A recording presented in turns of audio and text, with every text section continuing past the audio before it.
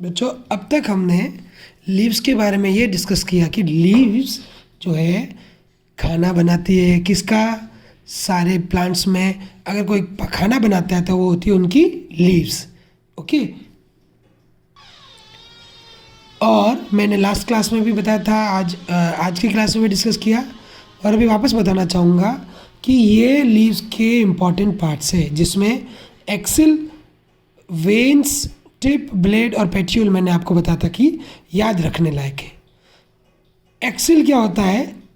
Leaf का वो हिस्सा जो डंठल से जुड़ा हुआ होता है, पेड़ की टहनी के जो डंठल होते हैं, ये जो लकड़ी होती है उससे जुड़ा हुआ होता है, उसे हम कहते हैं एक्सिल।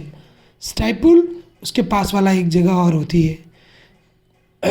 पेट्यूल ये पतली पतली बीच की जो रेखा है ये है पेट्यूल। इस रेखा से ये जो ऐसे लाइंस बन रही है ये क्या है? वेन्स। यहाँ भले लिखा हुआ बट ये वेन्स है सारी। ओके, इसके बाद में आप देखेंगे ये है टिप। टिप यानी आगे का हिस्सा, लीफ के आगे का हिस्से को हम क्या कहते हैं? टिप। और ये चौड़ा भाग जो है लीफ का इसे कहते हैं लीफ ब्लेड। क्या कहते हैं? Leaf blade.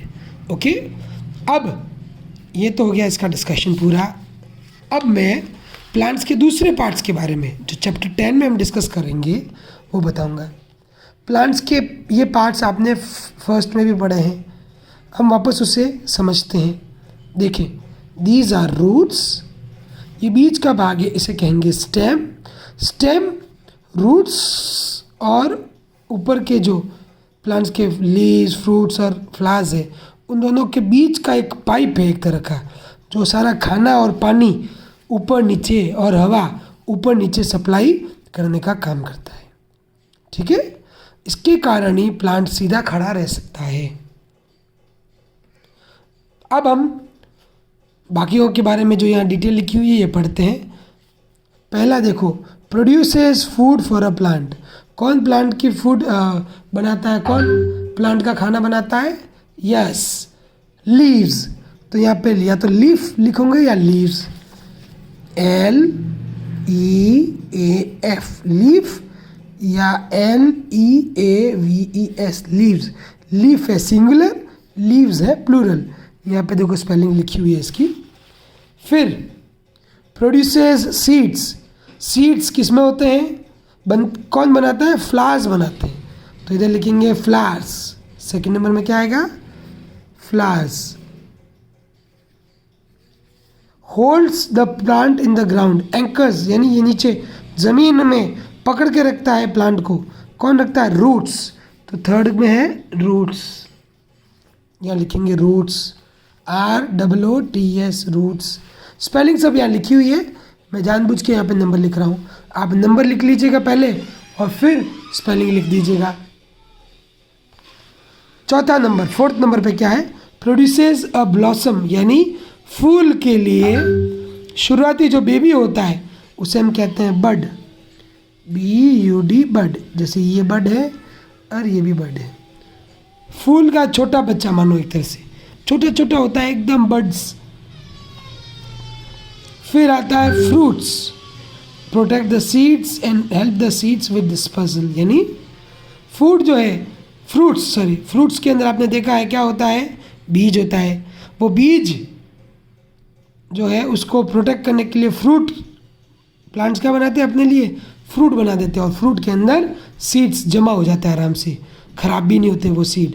और जब भी कोई भी जानवर या इंसान उनको खाकर उनके बीज को फेंकता है, डिस्पोजल यानी बिखराव करना, बिखेरना, तो ये फ्रूट्स के कारण ही सीड्स अलग अलग जगह पर बिखर सकते हैं और अलग अलग जगह पर प्लांट्स उग सकते हैं।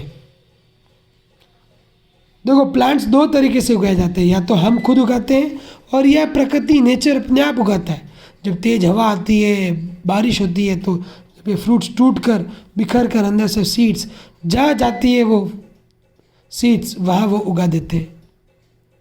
आगे है supports leaves, transports water and nutrients. मैंने बताया ना, ये जो स्टेम वाला जो भाग है इधर हम लिखेंगे STEM, स्टेम्स। स्टेम जो है क्या करता है? सपोर्ट देता है और पानी और न्यूट्रिशन यानी खाना पीना ऊपर नीचे भेजने का काम करता है।